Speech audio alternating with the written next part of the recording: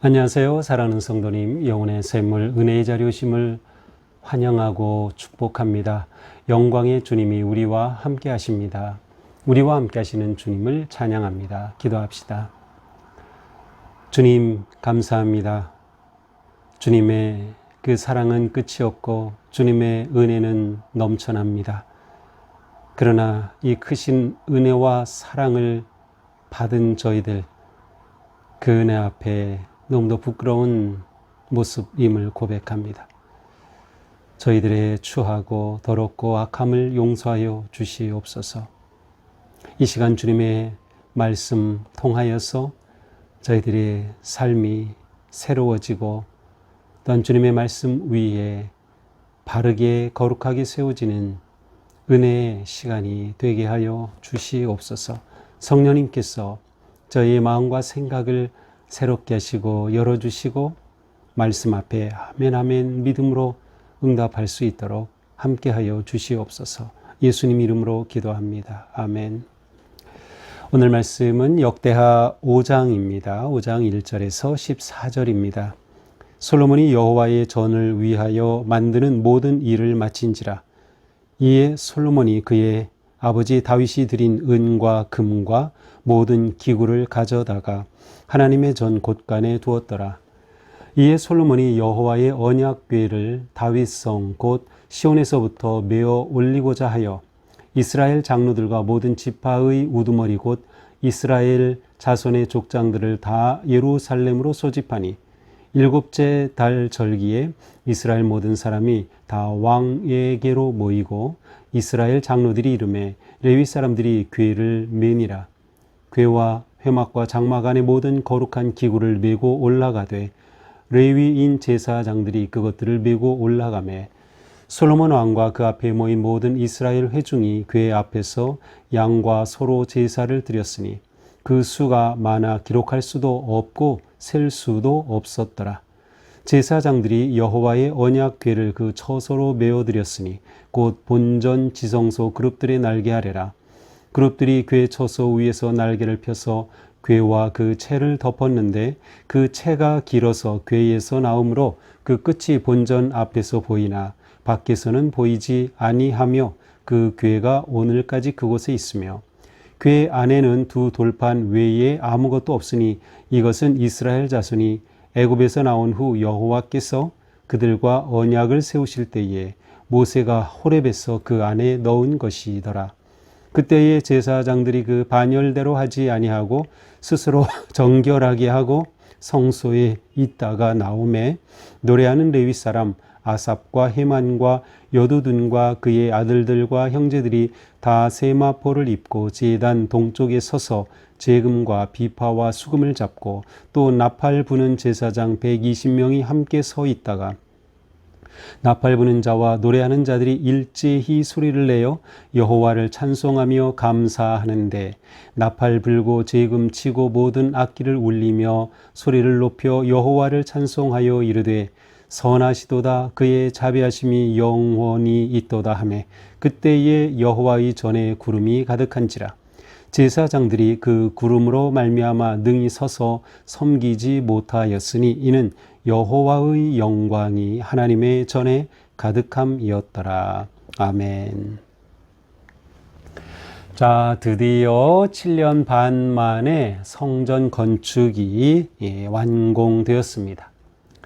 이제 성전 건축을 다 마쳤죠. 그래서 솔로몬이 여호와의 전을 위하여 만드는 모든 것을 마친지라. 성전이 건축 그리고 성전에 사용될 모든 성물들 다 만들어져서 준비가 끝났습니다. 이때 솔로몬이 다윗이 드린 은, 금, 기구를 가져다가 하나님의 전 곳간, 그러니까 하나님의 전인 성전에 두는 보관소가 있어요. 이곳에 은금과 기구들을 다 그곳에 놓았습니다. 자, 솔로몬이 지금까지의 건축 진행을 지휘했고요. 이제 완공했고요. 이제 이 성전이 진정으로 하나님의 임재하심과 또 이스라엘 백성들이 하나님께 나아가 제사하는 그러한 거룩한 하나님과 만나는 그러한 이스라엘의 영적 중심지가 되는 그러한 이제 의식이 진행이 됩니다. 자, 성전을 지었는데 성전의 핵심이 뭐죠? 하나님이 함께 하심. 자, 그런데 하나님께서 함께 하실 때 특별히 하나님이 명령하신 것이 있어요. 그것은 하나님이 주신 말씀하신 대로 만든 언약궤였습니다. 자, 다윗은 이 언약궤를 회복하고 또 가져다가 이제 예루살렘에다 갖다 놓았는데 성전을 지었고 이제는 이 언약궤를 성전 안에 안치해야 했습니다. 바로 이것이 2절에 나오는 내용이죠. 솔로몬이 여호와의 언약궤를 다윗성 곧 시온에서부터 메어 올리고자 하여 이스라엘의 여러 지도자들에게, 여기 보니까 장로, 모든 지파의 대표, 족장들을 소집하여 이제 언약궤를 성전의 지성소에 안치하게 됩니다. 자, 이때는 언제였습니까? 일곱째 달 절기. 일곱째 달 절기 뭐가 있을까요? 맞습니다. 초막절입니다. 이 초막절에 언약궤를 지성소에 안치하게 되는 것이죠. 자, 이렇게 지도자들이 다 모여 있습니다. 이스라엘 장로들이 또 모였습니다. 이때 언약궤를 옮기는 사람들은 레위 사람들이었어요. 4절에 보니까 레위 사람들이 궤를 메니라, 궤와 회막과 장막 안의 모든 거룩한 기구를 메고 올라가되 레위인 제사장들이 그것을 메고 올라가니라. 자, 레위인 중에서도 이 궤를 메고 운반할 수 있는 사람은 고핫 자손들이었어요. 이 궤는 사람이 손으로 대면 안 되죠. 이 궤는 양쪽에 고리가 4군데 있어서 그것에 이 막대를 낍니다. 이 막대에 채를 끼고 채를 어깨에 매서 4사람이 메고 운반하게 된 것이죠. 자, 이렇게 채를 어깨에 메어 기구를 운반하고 또 다른 모든 기구들을 운반하게 되는 것입니다. 자, 이렇게 언약궤를 안치하니 가장 중요한 순간이죠. 성전의 목적이 무엇이에요? 언약궤를 모시는 거예요. 하나님을 모시는 거. 바로 이 중요한 순간에 제사합니다. 6절이에요. 솔로몬과도 모인 이스라엘 회중이 궤 앞에서 양과 소로 제사를 드렸다. 양과 소로 제사를 드렸다. 다윗도 이 법궤를 운반해 왔을 때 제사를 드렸어요. 그래서 수송아지 수양 7마리씩을 제사로 드린 기록이 나와요. 양과 소로. 솔로몬도 마찬가지죠. 자, 이제 제사장들은 여호와의 궤를 그 처소로 메어 드리고 지성소죠. 지성소 안에 모셨는데 우리가 지성소가 어떻게 꾸며졌는지 우리가 앞에서 보았어요. 그 앞에 양쪽으로 그룹들이 이렇게 가운데를 향해서 보는 이 4개의 그룹이 쌍으로 이루어져서 이렇게 내려다보고 있죠. 바로 그 모습 그대로 또 나옵니다. 7절에 보니까 지성소 그룹들의 날개 아래에, 그렇게 펼쳐진 아래에 이 언약궤를 두었습니다. 그렇게 하여서 그룹들이 궤 처소 위에서 날개를 펴서 궤와 그 채를 덮었습니다. 그런데 이 언약궤를 운반한 채가 길었어요. 그래서 어떻게 됩니까? 9절에 보니까 길어서 바깥으로 이렇게 삐죽 나온 것이 보였다라는 기록이 나오죠. 그래서 궤에서 나오므로 그 끝이 본전 앞에서 보이나 밖에서는 보이지 아니하며. 자, 본전 성소에서는 나온 게 삐죽 나온 게 보였어요. 하지만 밖에서는 보이지 않은 것을 볼 수 있어요.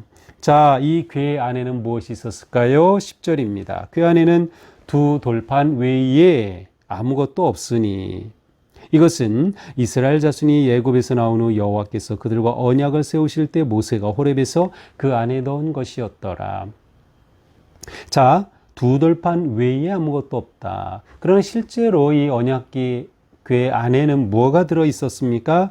이 안에는 십계명이 기록된 돌판, 2 돌판에다가 아론의 쌍난 지팡이가 있었고 만나를 담은 항아리가 있었어요. 그런데 이것이 언제 소실됐는지 모르겠어요. 그 기록은 없고 2 언약의 돌판 외에는 아무것도 없었다.